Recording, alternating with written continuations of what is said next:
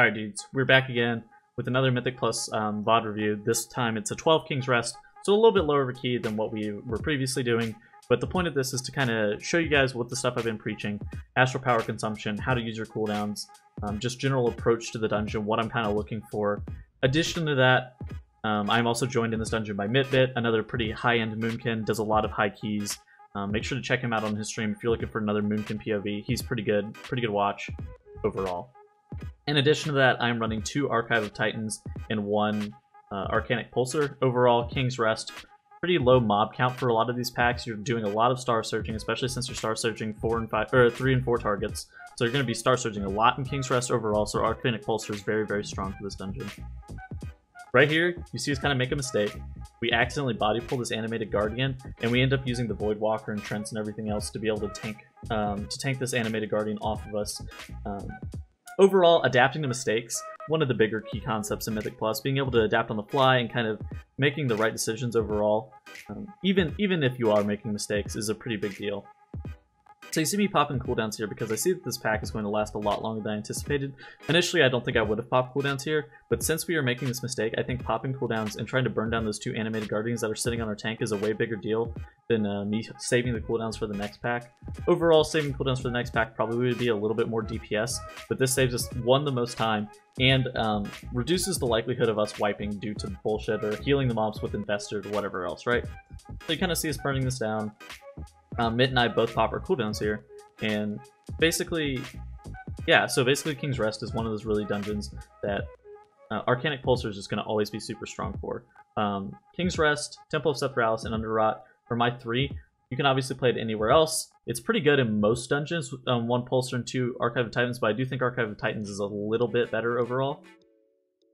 So in addition to this, if you can see on my screen, right next to Mitbit's character pane, you can see that he's also running Mass Entangling. Having 3 Druids in the group, 1 healer and 2 Moonkins, really lends itself to being able to use Mass Entangling, especially on this first boss here, as you are able to root the ads. So this is kind of something that you should be thinking about whenever entering the dungeon. Most of the time you should be playing Typhoon overall, but Mass Entangling is an okay option for this dungeon, especially if you have multiple Druids. If you have multiple Druids, there's no reason for you to not be playing it. If you only have 1 Druid, there is slight merit in playing Typhoon still, but overall I would say Mass Entangling is a pretty decent option, especially on Tyrannical Golden Serpent. So right here you see us AoEing down these mobs. This is like 5 or 6 mobs, so we're going to be starfalling. Obviously the change in priority for number of targets to starfall from typically 3 now to 4 or 5 depending is a pretty big deal overall, but being able to like starfall, and you see me getting deflected here, that's obviously not a great idea, but it happens sometimes, so just kind of being able to position a little bit better for that would have helped me a little bit, but overall it's fine. You see our tank died, I dropped Trents, or we don't even have Trents, but you see our tank died, and now Mitt's in bear form tanking this mob for a second, while we're not rezzing our tank, but we're just waiting to kill this mob. And you see me soothe it, or whatever. Yeah, because you can soothe that mob. It has an enrage effect. And now we're rezzing our tank. Taking it kind of slow at the beginning. We're not like really rolling through this dungeon super fast. The Lock and the healer are both like super not experienced at all. Fine. But we're just going to be talking about the core concepts overall in terms of like how to play out dungeons. So this is like a less of a pushing, like how to push style, more of a like a how to play style. So you see my Incurn comes up, and I am looking at my mastery, because Mitt was asking how much mastery I have. So I'm pulled up my mastery like mid-run so I could talk to Mitt about it. So you see my Incurn's up. I'm going to elect to not use it on this pack. Overall, I think this is the correct decision. This pack is not super deadly overall. There's no real need for Incarn here, even though it could be useful. And now right here you see me having 40 Astral Power and not Star Surging right here, even though I could have. I could have Star Surged right there and got a little bit more damage out, but instead I chose to start with a little bit more Astral Power coming into this next pack. You see me dotting up appropriately. I should have started with Sunfire and then Moonfired, but it's all the same, honestly. And then you see me Star Surging, as you're supposed to do now on 4 targets with Arcanic Pulsar overall. Right there, pretty good use of Solar Beam. Solar Beam right there is is only a single target interrupt because all these mobs can't be silenced, so you have to be using it on the target that you want to interrupt. That's just a really good reference point for you guys. If the mobs in the pack cannot be silenced, then you cannot beam like the off target and get the interrupt. It has to be on the direct target itself. Alright. So overall, I'm not going to use Incarn here because again, I think it's better whenever we're going to be fighting the Golden Serpent. And I'm going to skip ahead 30 seconds. Actually, no, I'm going to jump back 10. Okay, so you see us starting to fight the mob here, the Golden Serpent. They pop drums. I'm using Incarn. I don't need to be weaving in for streaking or anything, as I'm not using streaking. So we're just sitting here, and we're really just going to tunnel the boss the whole entire time. Mitt and our healer both have mass entangling, so that's not really that big of a deal. Golden Serpent is a very, very strong fight for Moonkin for one reason, or for a couple reasons, actually. So for one, if you're running mass entangling, that's really good overall. Secondly, if off-healing, Moonkin off-healing is actually pretty big on this fight. Swiftmend, and this fight overall really does a lot of damage, so being able to rotate Barkskin is super, super sick on this fight, and having Swiftmend healing for other people is very, very strong. Off-healing on this fight is a pretty big deal, so being able to off-heal at all is obviously like super, super good. And you see me single root that one animated gold that didn't get caught in the mass entangling. We actually make a mistake on this fight, which is our lock is actually padding on the ads. I don't know if you guys will see it later on. Our lock starts dotting up the ads. You can see them kind of dying, and he's sitting there just like padding, which is not super great.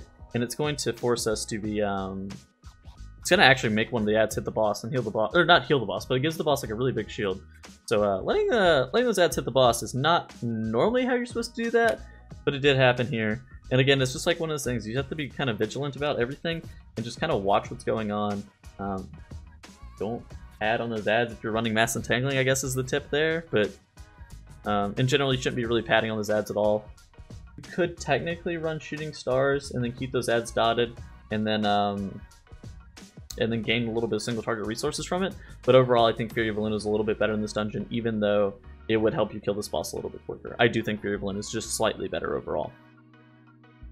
So you see me getting my pulsar stuff, I pull up, I pop my Star Surge, I weave my cast, and I pop my second or third Star Surge, depending on how much AP I had before the pulsar. So you should be kind of like pooling resources and kind of looking at your pulsar usage overall. There is no like one set in stone best rotation for Arcanic Pulsar yet. However, I have found pretty good success with getting a couple Star Surges in conjunction with the Pulsar overall. Especially in Mythic Plus, where you're not running a bunch of streaking or stuff, where you need to weave spells in or anything, or worry about procs. Using the most amount of Star Surges during the Pulsar window is pretty strong overall. So these mobs are definitely pretty interesting, and you see me right here targeting the wrong thing. I should 100% be hitting the infested mob. The Fury of Eluna cleaves, but I was building off the wrong mob, which is not that big of a deal, but it is a little bit wasted damage overall, and there's no real need for me to waste damage like that, even though it's because it really doesn't do anything. Me hitting a mob that's getting healed by infested does not help anything. So you see me swap eventually. It didn't take me too long to swap. I didn't like sit there tunneling a mob that was AoE healing. And you also saw him Blade Storm, and I instantly like Typhooned him back into melee since we are running a triple range comp. Not the best comp, by the way. Triple range is not the best comp in the current meta, but we are doing this on a 12, kind of having a little bit more fun, and I'm just kind of explaining kind of my thought process going through these dungeons.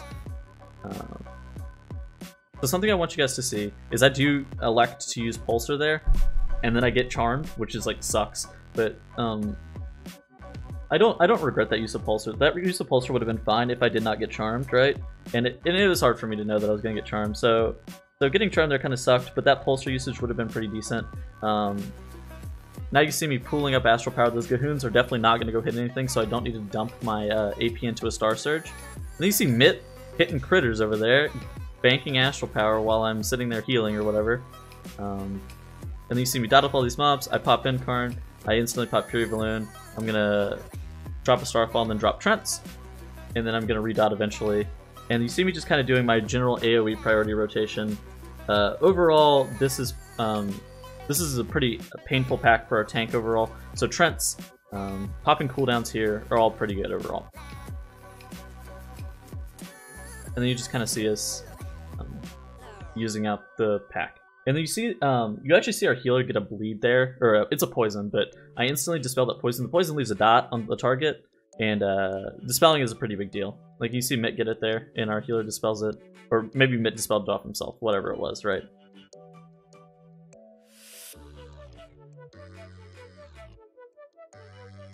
So again, you guys see what I'm saying? 45 Astral Power. There's no need for me to spend at the very end. So I sit there, I try to get a little bit higher on Astral Power. There's no real need for me to completely dump to 0. So I'm just going to chill at 45, and then we're going to get a sub, I guess. So this is a VOD taken from my stream, so I got a sub mid-run, which is cool, I guess. So you see me hitting the Infested Mop here. That Raptor actually does like a frontal strike, and if you hit it with Typhoon, you can actually cancel the frontal strike overall.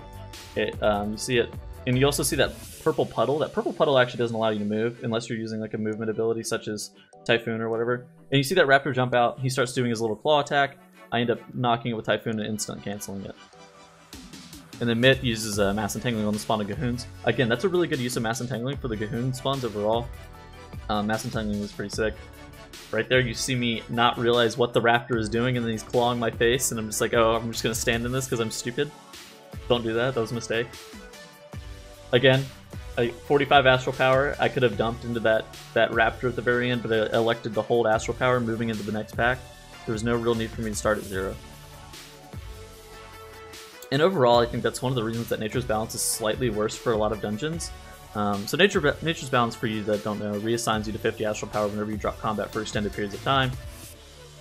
There aren't too many dungeons where you're out of combat for long enough for your AP to drop down to 0. I mean, there are some. There are a decent amount, and there are even times in King's Rest where if you're running for prolonged periods of time, you're gonna be better off with Nature's Balance over Force of Nature. But overall, I believe Force of Nature is slightly better than Nature's Balance due to the additional tank survivability, and just in general, the utility that Trents bring.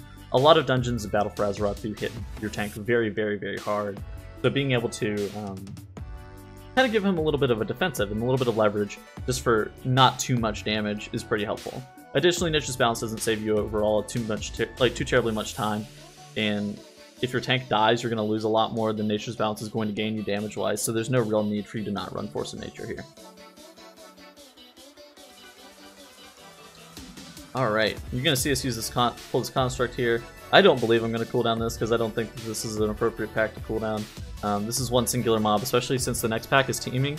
And on this teaming week, you do get a construct with all the green blobs, and so you're better off using your damage and carning that next pack. So you just got to be kind of thinking a little bit ahead.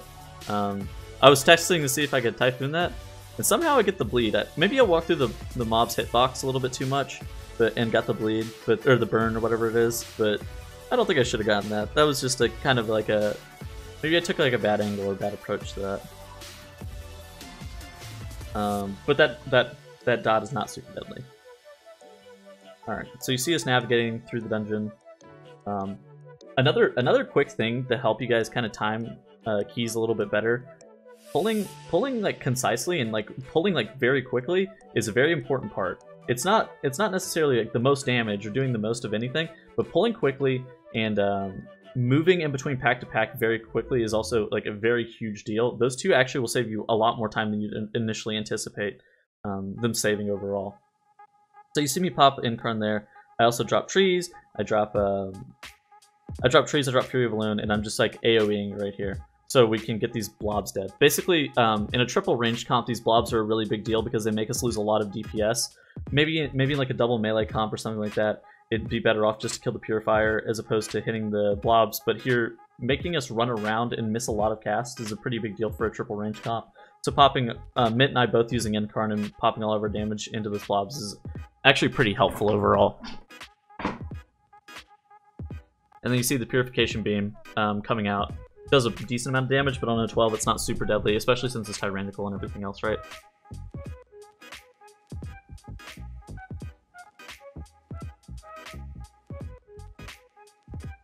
Alright.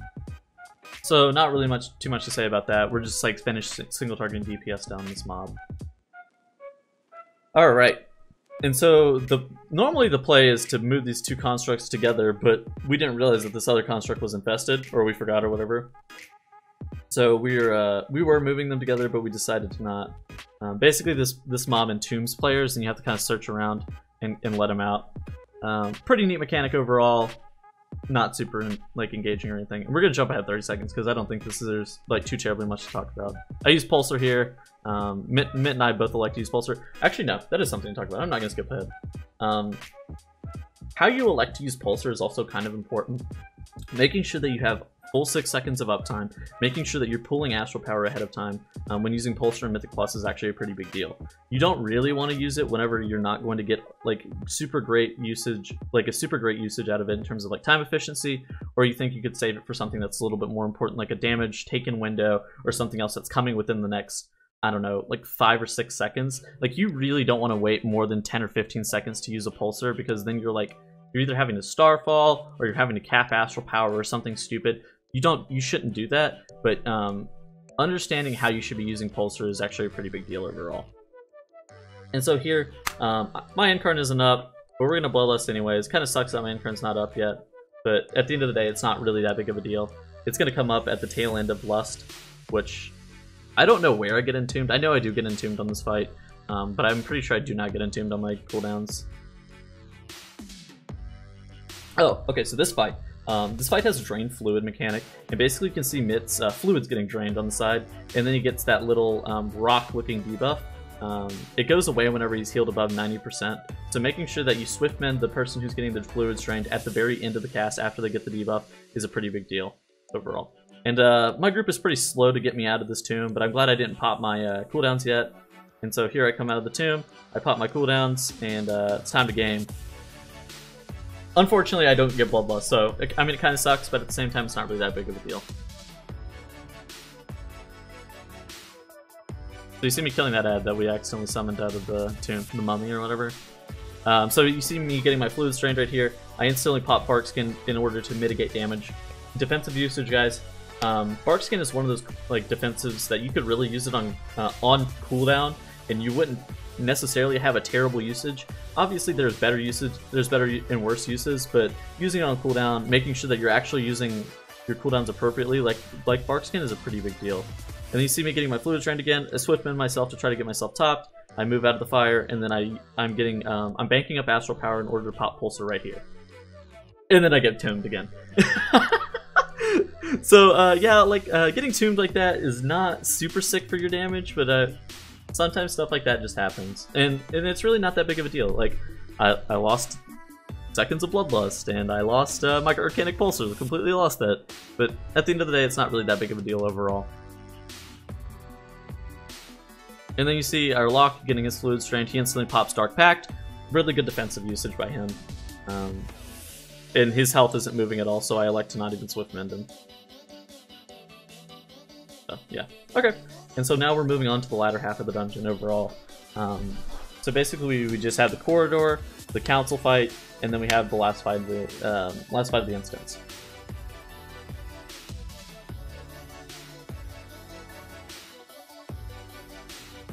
So again, you see me banking 57 Astral Power. I do start losing some because we're not pulling as quickly as I would have liked, but the concept is there, and I sit there and I thought, using this last Star Surge is not really that big of a deal. However, holding Astral Power here would help us a lot more. If we pulled a little bit quicker and I actually got the Astral Power usage off, it would be a lot better overall. Ooh, sorry, yawn, big yawn. All right. And so now we're just kind of AoEing down these mobs, or I should be Star Surging these mobs. I don't know what I'm doing though. I wasn't really paying attention. I should be Star Surging these mobs since there are 4 targets here. You see Mitt pop his Pulsar. He gets his Pulsar Incarn right there. And overall, I think we're doing this dungeon like decently fast, even though we are running a non-meta comp. Like Double Moonkin is a pretty bad comp overall. I think it'd be sugarcoating it to say it's like okay. Double Moonkin hasn't been good since like the patch 7.2, I think, in Legion. Yeah, the patch right before Taurus, I think Double Moonkin was actually pretty decent. Maybe it was like 7.25 or something weird like that. Double Moonkin was actually pretty decent, but it hasn't been good for a while. Here is where Typhoon is actually pretty good. You can cancel these casts. You can cancel a lot of casts in this hallway with Typhoon, so that's why there is merit in order to taking Typhoon over Mass Entangling. However, the first boss is a pretty big deal if the mob actually gets healed or gets that shield at all. So Mass Entangling overall is normally pretty good in this dungeon. So it really depends on your comp. Kind of play it by ear. If you have 2 druids, multiple druids, pretty good. If you have an assassination rogue, generally assassination rogue or a frost mage, you can generally speaking slow those mobs enough to where you don't need mass entangling. However, you really should just kind of discuss it with your group and kind of take it as a case-by-case basis as to what you want to play. The higher the key, the more mass entangling matters overall, so really just kind of play it by ear. But yeah, Typhoon, very, very sick for the latter half of this instance. Very good for that gauntlet hallway that you saw us waiting whenever we were doing the RP, the one with like the mob that charmed me or whatever. You can cancel the guy who does the lightning rod cast. That's a pretty big deal overall, generally. So making sure that you're kind of aware of how to use Typhoon in this instance is actually pretty good. There's a lot of stuff that you can cancel, like the Raptor cast, the lightning rod, the Berserkers, those big guys that we were just fighting, the Berserkers cast, you can delay it. So making sure that your melee actually get out of melee, pretty big. There's like a poison barrage cast that are later down in this hallway. Again, you see these raptors, and we have this Beastmaster here too. This Beastmaster does like a poison volley attack, I think. So you can cancel that, but our DK elects to snatch that mob. The reason that he likes to snatch is because that mob actually just does a ton of damage whenever it gets taken by Blood DK. You see him kind of going and pulling while the raptors are doing their little swipe. So you see me elect to use Incarn on this pack. The reason I do that is because I want it up for the boss, and this is actually a pretty decent time overall to be able to use it in order to have it back up for the boss. So you see me kind of AoEing. I'm also starfalling I'm starfalling and star surging. I'm doing both because I should be star surging when the mobs are grouped up, but I should be starfalling whenever they're spread apart due to the target limitations of starfall and star surge. But yeah, you kind of see me. I'm still kind of getting used to it, so I'm not always the sickest at like being able to determine when I should be doing what. I'll get better with time. It does take time, even for more experienced players. It takes time and practice in order to be rotationally perfect. Additionally, nobody is really rotationally perfect. Let's be real here for a second. And like being able to adapt and like just making correct decisions is more important than being rotationally perfect, I would say. Being a stronger mechanical player, using voice communication effectively and concisely, all those things overall, very, very important. Doing your rotation perfect, I mean, yeah, it's good. Is it the most important thing? Probably not. I mean, just having a good like understanding of how to do damage on Balanced Druid is important, but like making sure that you get like 100% of your casts and everything else is like, it's trivial sometimes, especially in Mythic Plus where there's a lot of small things that you could be doing better in order to be able to save you time. Generally speaking, your rotation will not be one of those things that saves you a lot of time.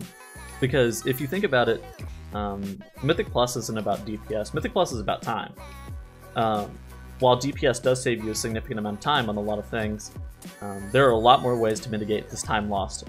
Skystep Potion, Skystep or Lightfoot, whatever it's called anymore, making very good skips with rogues or whatever else, proper AP pooling and proper burst during times that it's needed, so using your cooldowns effectively and proper burst, those tie in together, so making sure that you're actually using DPS where you need it, proper prioritizing mobs, so hitting the correct infested mobs, not AoEing whenever there's a bunch of infested mobs because like it makes your damage higher at the end, but does it really help you? No.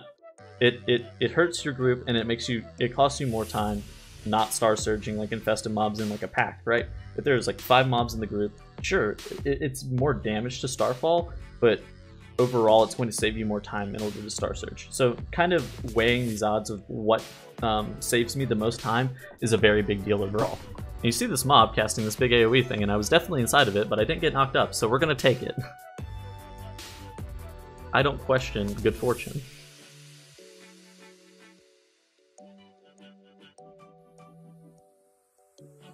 This pack kind of sucks, actually. I'm just kind of watching it back, and this pack is not super great. Maybe we shouldn't tank that here. That big guy probably should not be tanked there, in retrospect, because that walkway or whatever that we have is not like super wide, and it kind of traps us on top of that little landing area or whatever it's called. Alright, so you see me, I'm starting out with 68 Astral Power, I'm ready, I have my Incarn. We have Bloodlust in 2 minutes, but I'm going to pop Incarn and pull just in order to phase this. Oh, I get a follower, dude. We're really in there. Alright. And again, like you see this right here? You see us sitting here talking where we could be pulling, right? Like we're just wasting time. It's just time wasted. There's no, like, again, that's one of those things that we could have saved 20 seconds on the end timer of the dungeon if we were just a little bit more concise with our pulling, discuss things a little bit beforehand, but this wasn't like a super intense key or anything, so there's no real need to kind of be rushing it. Just something to be thinking about if you guys ever end up trying to get any pushy keys or whatever, making sure that you're pulling concisely, understanding cooldown management, have predetermined routes. Method Dungeon Tools is very good for that. Predetermined routes, pretty big deal. And so then you see me popping my Incarn here, and then my damage starts going up pretty significantly as I use my Incarn. And then I'm also going to pop Pulsar here. Pulsar and Incarn do work where the Pulsar Incarnation buff is additive, so it does add on to the end of your Incarn. Pretty good overall. And initially it wasn't like that, so that's a very, very good quality of life change in my opinion. 2 thumbs up on that. And overall you just see me kind of doing my little burst rotation. Nothing too impressive to point out for you guys here. So you guys see us stacking up for this barrel through.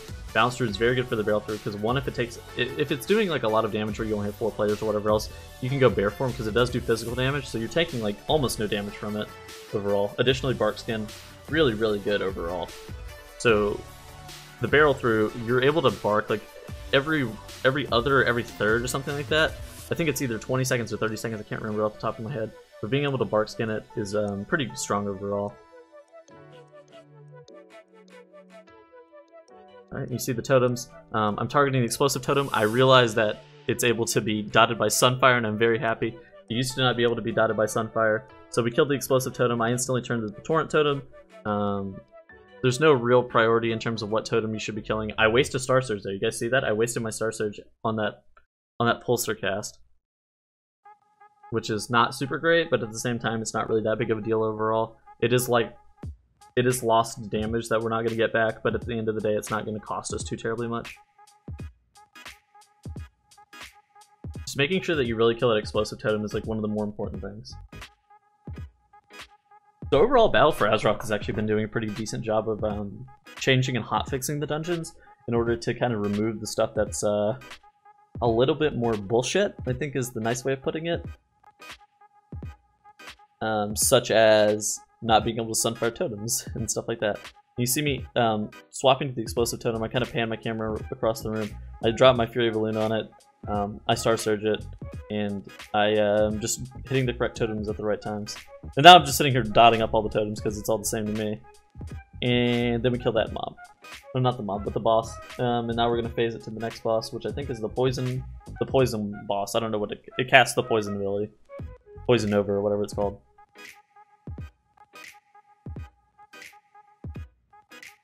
Oh no, this isn't Poison Nova Girl. That was the last boss.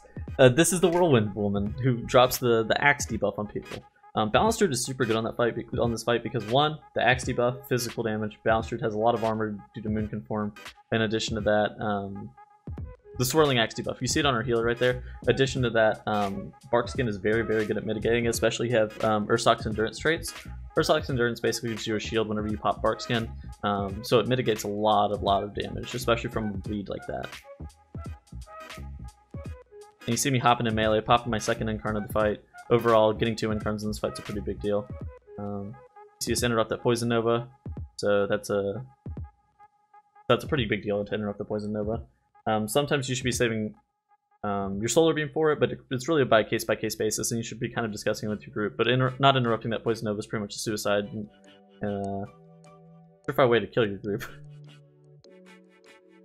Alrighty. And you see us get at the second Swirling Axe of the fight. Our healer's running real dry on mana, but we do have 300 rates, I guess, technically, where we could have given them to her. And you see me get the RP, and I instantly cancel it.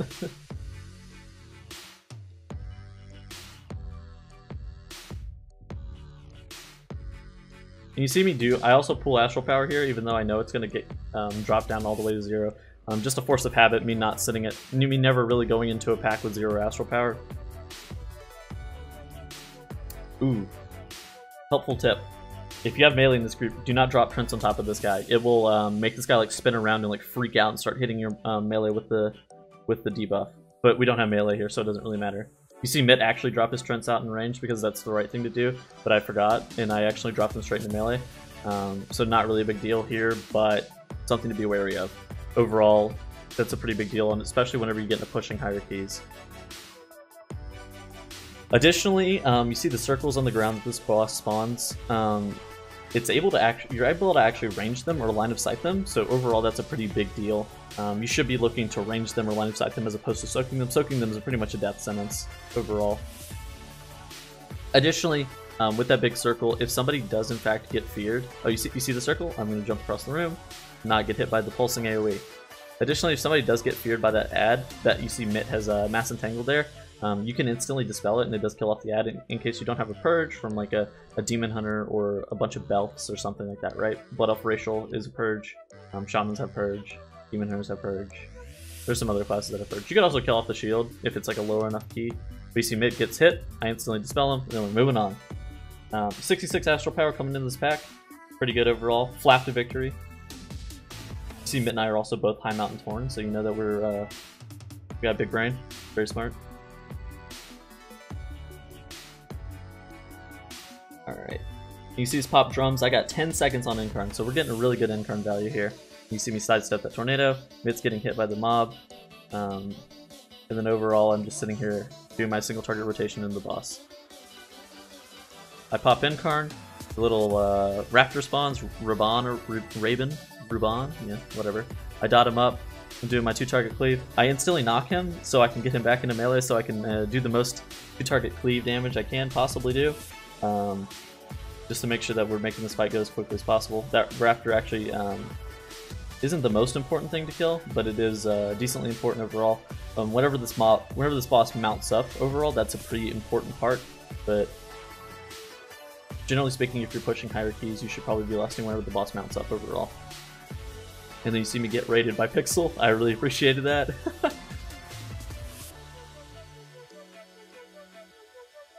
Alright. You see me cranking this boss with 22k DPS. My Fury Balloon is coming up right now. Additionally, you see the boss absorbing the damage while the Raptor is mounted. They kind of share health. The boss doesn't take any damage, but it redirects the damage to the Raptor. So it is 2-target cleave, even though it kind of looks like it is facetious in the sense that it does kind of look like it's 1-target damage. It is kind of 2-target cleave at the same time. And killing that Raptor as he fears your whole entire party with 0 way to dodge it is a pretty big deal. Additionally, you see me like standing in a really bad spot. I really should be standing on this line right here, because when the impaling spears spawn, I'm going to be in a really bad spot and not able to get through without being able to dodge them overall. You guys can definitely see my mouse, right? Okay, yeah, you can. So you see me, I make a mistake. I should have definitely been on this line right here, but overall I was able to wild charge through the impaling spear without getting myself impaled, just because I kind of saw the pattern that the impaling spears chose whenever they were coming down.